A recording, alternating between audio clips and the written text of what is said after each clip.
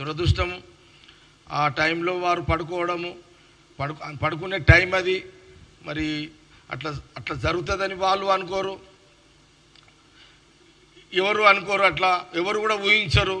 ఆ short circuit కావడము, ఆ పొగ నిండిపోయి వాళ్ళందరూ ఆ ఊపిరాడక వారు చనిపోవడము, ఇదంతా నేను చెప్పినంత ఇదిగా ఉండదు. ఆ పరిస్థితులలో వాళ్ళ పరిస్థితి చాలా ఘోరంగా ఉంటుంది. ఆ పరిస్థితులలో అంటే వాళ్ళు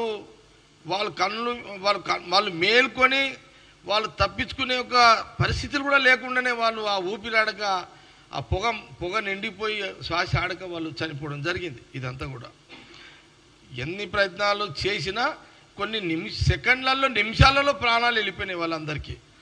కాబట్టి అప్పటికి అధికారులందరూ అన్నీ పలగొట్టుకొని అంతా చేసుకొని లోపలికి పోయేసరికి జరగాల్సిన నష్టం అంతా జరిగిపోయింది. అందరం కూడా బాధపడుతున్నాము. ఇది ఎవరు కూడా బాధపడి ఏదో మనము ఓదార్పు చేస్తే పోయే సమస్య కాదు.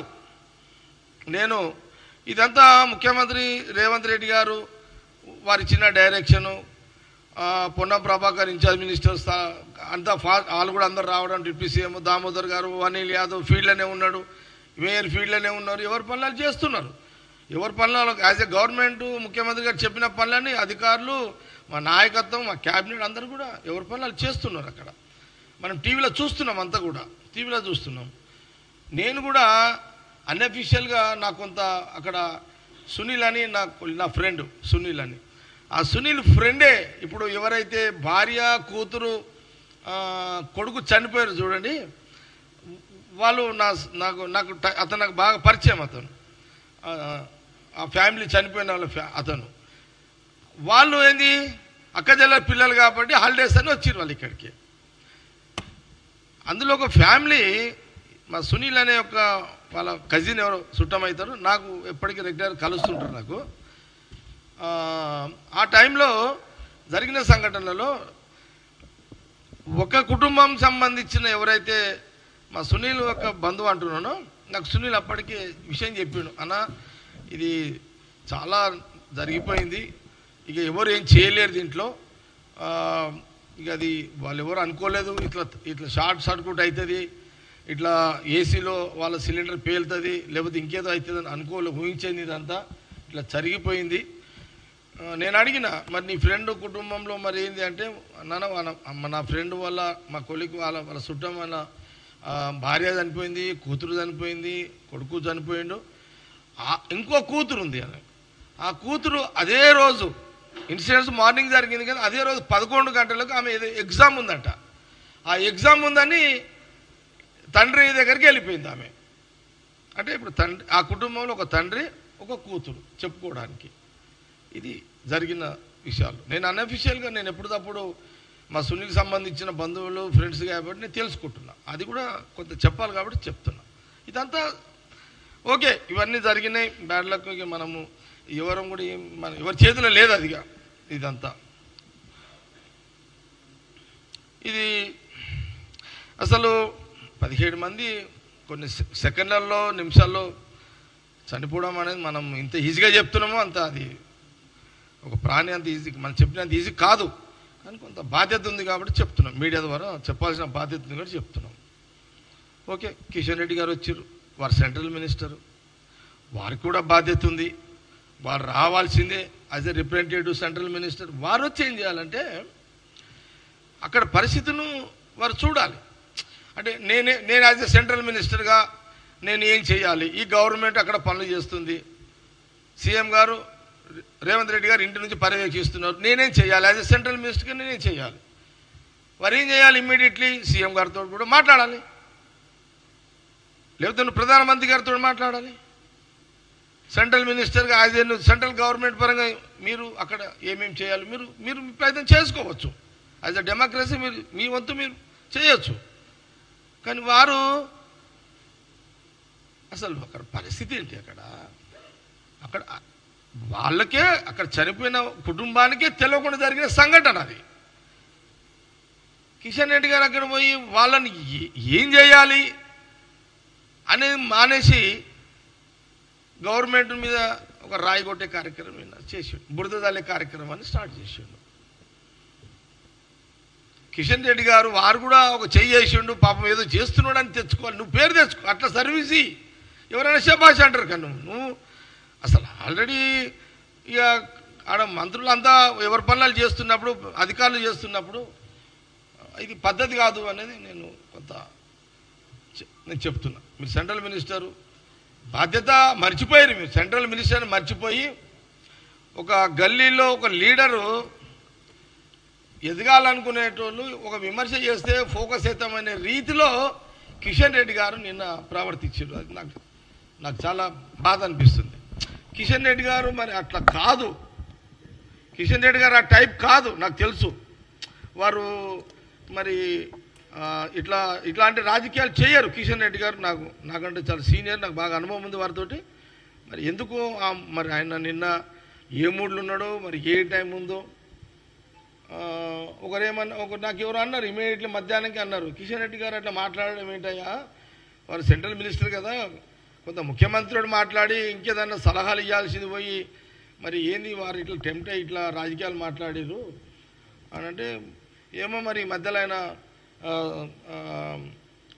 ఈ మధ్యలో కిషన్ రెడ్డి గారు కొంత డిస్టర్బెన్స్ ఉన్నాడు, బహుశా ఆయన కేటీఆర్ కూడా ఏమైనా చెప్పి పంపించి ఇట్లా మాట్లాడని చెప్పిండేమని ఒకరు అన్నారు. అదేంటి అన్న నేను, అది ఆయన బీజేపీ సెంట్రల్ మినిస్టర్ కదా, కేటీఆర్ గారు చెప్పడం ఏంది, వారి డైరెక్షన్ కిషన్ రెడ్డి గారు పాటించడం ఏంది, ఇదే కొత్తగా వింటున్నా నేను మధ్యాహ్నం పూట అని నేను అన్నా ఆ వ్యక్తితోటి. నేను కూడా ఆశ్చర్యపోయినా. అదే బీజేపీ అధ్యక్షుడు సెంట్రల్ మినిస్టరు మోడీ గారు చెప్తే ఆయనకు మోడీ బాస్ కానీ కేటీఆర్ బాస్ ఎట్లయితాడు, ఇది ఎక్కడ విడ్డూరమే రాజకీయాలు, ఇదంతా విచిత్రంగా ఉంది తెలంగాణ రాజకీయాల్లో.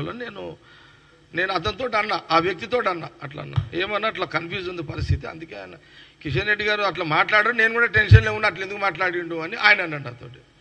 ఓకే, కానీ నేనేమంటున్నా అంటే ఇప్పుడు రెండు రకాలు. ఒకటి 17 మంది అట్లా చనిపోవడం ఒక బాధ. మేము దాని మీద యాజ్ అ ప్రభుత్వంగా ముఖ్యమంత్రి రేవంత్ రెడ్డి గారు, క్యాబినెట్ మినిస్టర్లు అందుబాటులో ఉండి, అధికారులు అందుబాటులో ఉండి వాళ్ళు చర్యల్లో నిమగ్నమై పనిచేస్తున్నది ఒక. చూడండి నిన్న ఇక తర్వాత ఏముంటుంది, చనిపోయినాక ఎవరు ఏం చేయలేము, చనిపోయారు, వాళ్ళని అక్కడి నుంచి కొన్ని హాస్పిటల్లోకి తీసుకుపోయారు, అక్కడ చెక్ చేసిరు, అప్పటికే చనిపోయారు అని చెప్పారు. ఇక తప్పదు కాబట్టి పోస్ట్ మార్టానికి పంపాల్సిందే, ఉస్మానియాకి పంపించారు. మరి డిప్యూటీ సీఎం గారు కానీ, దామోదర్ గారు కానీ, పొన్నం ప్రభాకర్ గారు, అనిల్ యాదవ్ కానీ, మేయర్ విజయలక్ష్మి కానీ, వీళ్ళందరూ మళ్ళీ ఉస్మానియా హాస్పిటల్ పోయారు, దగ్గరున్నారు, పోస్ట్ మార్టం అని దగ్గరుండి చేసారు. జేఎంసీ అధికారులు, వాళ్ళ కుటుంబం, వేరే వాళ్ళ కులస్తులందరికీ కూడా, యావత్ ఆ కులస్తులందరికీ కూడా మరి వాళ్ళు కొంత బాధలు ఉంటారు, ఆవేదనలో ఉంటారు. వాళ్ళని ఓదార్చే కార్యక్రమం అధికారులు చేస్తున్నారు. అప్పటికే అక్కడ కొన్ని గంటలు మొత్తం ఎక్కడిదక్కడ అలర్ట్ చేసిర్రు. మళ్ళీ దీన్ని ఇంకో రకంగా ఎవరు ఇబ్బంది పడొద్దు అని పోలీస్ యంత్రాంగం, ఎంటైర్ పోలీస్ యంత్రాంగం అలర్ట్ అయిపోయింది. ఫోర్స్ అంతా దించారు, జాగ్రత్తలు తీసుకున్నారు. ఎందుకంటే ఇది మామూలు ఇన్సిడెంట్స్ కాదు. 17 మంది ఆ రకంగా చనిపోవడం అనేది ఎట్ ఎ టైం, కొన్ని ఒకటే దగ్గర ఒకటే ఇంట్లో అన్ని వాళ్ళ అక్కజల్లెల పిల్లలు వాళ్ళు కొందరు ఎట్ ఎ టైం అనేది. ఇప్పుడు మా గవర్నమెంట్ కాంగ్రెస్ వీళ్ళు చనిపోయారు అనేది ఒక టెన్షన్, ఆడ పరిస్థితులు తెలుసుకునేది ఒక టెన్షన్, బయట ఎవరైనా బతికే అవకాశాలు ఉన్నాయనేది ఒక టెన్షన్. కాంగ్రెస్ గవర్నమెంట్ ముఖ్యమంత్రి రేవంత్ రెడ్డికి ఏముంటుంది, వాళ్ళు బతకాలని ఉంటుంది, బయటపడాలని ఉంటుంది, అదే సీఎం గారిని కోరుకునేది అంతే. ఇప్పుడు ఇదొక మాకు ఒక టెన్షన్ ఉంటే కిషన్ రెడ్డి వచ్చి ఒక టెన్షన్ పెట్టిండు, ఈయన రాజకీయం చేస్తున్నాడు ఒకడొచ్చి. ఇప్పుడు గుజరాత్లో దాదాపు ఒక వంతెన కూలి, గుజరాత్ రాష్ట్రంలో అక్కడ ముఖ్యమంత్రి బీజేపీ, ఈ దేశానికి ప్రధానమంత్రి మోడీ గారే బీజేపీ. ఆ రాష్ట్రంలో బ్రిడ్జి కూలిపోయి ఒక దాదాపు 140-150 మంది చనిపోయారు. రాహుల్ గాంధీ గారు ఏమన్నా విమర్శించిరా, ఏమి ఇది మోడీ గారే కూలగొట్టిండు లేకపోతే అని అన్నాడా? ఆయన ఏమన్నాడు, రాహుల్ గాంధీ గారు చాలా బాధ అనిపిస్తున్నది ఆ బ్రిడ్జి కూలిపోవడము అని ఆవేదన వ్యక్తపరిచాడు. అది మనం చేయాల్సిన బాధ్యత, మన పని అది. రాజకీయం చేయలే కాంగ్రెస్ పార్టీ, రాహుల్ గాంధీ గారు చేయలే. రాజకీయం చేయాలంటే చేయొచ్చు కదా, ఏం చేస్తురా, బ్రిడ్జి కూలిపోయిందాక చూసిరా, బ్రిడ్జి మీరే గవర్నమెంట్దే కదా బ్రిడ్జి, మరి ఏం చేసిర్రు మీరు? అంతకుముందు అది కరెక్ట్ ఉందా లేదా, కూలిపోయేదాకా ఎందుకు చూసిర్రు, రెగ్యులర్ చెకప్ ఉందా లేదా, బ్రిడ్జ్ రోజు నిరంతరం ప్రజలు నడిచే బ్రిడ్జ్ కదా అని ఎప్పుడన్నా రాహుల్ గాంధీ గారు విమర్శించారా? లేదు. ఈ జ్ఞానం కూడా ఎందుకు లేదు బీజేపీ? కిషన్ రెడ్డి గారు మీరు ఎందుకు ఇది ఒకటి ఇదంతా ఎందుకండి? స్వయంగా మీరే కదా ఈ రాష్ట్రానికి ముఖ్యమంత్రి రేవంత్ రెడ్డి గారు మొన్న ఈ మధ్యకాలంలో మరి వారు భారత్ మాతాకి యాత్ర తీసిరు. ఒకరు భారత్ మాతాకి యాత్ర కిషన్ రెడ్డి గారు యాజ్ ఎ బీజేపీ ప్రెసిడెంట్గా సెంట్రల్ మినిస్టర్గా వారు ఒక యాత్ర తీసిరు. శోభయాత్ర జరిగింది, మంచి కార్యక్రమం, బ్రహ్మాండంగా జరిగింది. అందరం టీవీలో చూస్తున్నాము. అదే విమర్శించే కార్యక్రమం కాదు, మన భారత్ మాత కార్యక్రమాన్ని చేస్తున్నారు మీరు. సరే, నువ్వేదో పటాకులు కాల్చినావు, సంతోషంలో నువ్వు కాల్పించినావు పటాకులు. ఆ పటాకులు పోయి ఎక్కడో అంటుకొని ఒకరిద్దరు చనిపోయారు. ఒకరేమో అందులో ఆడ హడావిడిలో పోయి అదేంది పక్కకు ట్యాంక్ బండ్లో పడిపోయి అతను చనిపోయిండు. అప్పుడు ఏమన్నా ముఖ్యమంత్రి రేవంత్ రెడ్డి గారు ఏమన్నా అన్నారా మిమ్మల్ని? అయ్యో ఇట్లా జరిగిపోయింది, ఏంది ఇట్లా జరగవద్దు, ఇట్లా జరిగిపోయింది అని బాధపడ్డాడే కానీ మీరు అన్నట్టుగా అనలే కదా. ఏమయ్యా కిషన్ రెడ్డి గారు, నువ్వు పటాకులు దగ్గర నువ్వు కాల్పియడం మీద ఆ పటాకులు కాలవు, అసలు పటాకులే లేకపోతే ఆడ అంటుకునేదే కాదు. ఆ ఇద్దరో ముగ్గురు మరి వాళ్ళు చనిపోయే వాళ్ళు కాదు అని అనలే కదా. ముఖ్యమంత్రి రేవంత్ రెడ్డి గారు అనలేరు కదా. ఈ ఆలోచన మీరు ఎందుకు అట్లా మీరు నేను అటెంప్ట్ అయ్యారు?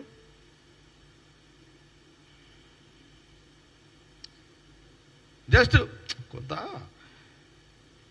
అంటే మేమేమో మా ప్రభుత్వం కాంగ్రెస్ ప్రభుత్వం, మా cabinet minister CM Revanth Reddy గారు ఈ సంఘటన మీద ఎవరమైనా బాధపడాల్సిందే, బాధపడుతుంటారు. ఇట్లా జరగాల్సింది కాదు, జరిగింది అని ఆవేదనలో ఉన్న ప్రభుత్వము నువ్వు అక్కడ పోయి ఏదన్నా చిన్న లోపాలు ఉంటే సరిదిద్దాల్సింది పోయి మైకులు ముందు పెట్టగానే ఒక రాయి కొట్టాలని ప్రయత్నం చేసినావు. ఇది నాకు మంచిగా అనిపించకనే కొన్ని ఉదాహరణలు చెప్పిన. నేను ఇదేం తప్పుడు కాదు, జస్ట్ గతంలో మీ ప్రభుత్వాల జరిగిన ఉదాహరణలు నేను చేస్తున్నా. వదికు మాకు 17 మంది చనిపోవడం బాధ ఉంది, వాళ్ళు చనిపోయారు. ఆవేదనను దాంట్లో వాళ్ళతో పాలు పంచుకుంటూ అక్కడ సర్వీస్ ఇస్తూ ఈ వర్షాన్ని మా ప్రభుత్వం ముఖ్యమంత్రి రేవంత్ రెడ్డి గారు వర్షాన్ని తెలియజేస్తూ యావత్ సమాజానికి, తెలంగాణ తెలుగు ప్రజలకు, అట్లాగే యాజ్ ఎ పొలిటికల్ పార్టీగా కాంగ్రెస్ పార్టీ కిషన్ రెడ్డి గారు రాజకీయ విమర్శలు ఆ స్థలంలో చేయొద్దు చేసిండు కాబట్టి దానికి కూడా మేము గాంధీ భవన్ ద్వారా మీడియా ద్వారా కౌంటర్ ఇవ్వడం జరుగుతుంది. విదేశాల్లో ఉన్నత విద్యను చదువుకోవాలని అనుకుంటున్నారా? అయితే వెంటనే ఫ్లైగ్రాడ్ ఓవర్సీస్ ఎడ్యుకేషన్ కన్సల్టెన్సీని సంప్రదించండి. మీ విదేశీ కలలను సాకారం చేసుకోండి. ఫ్లైగ్రాడ్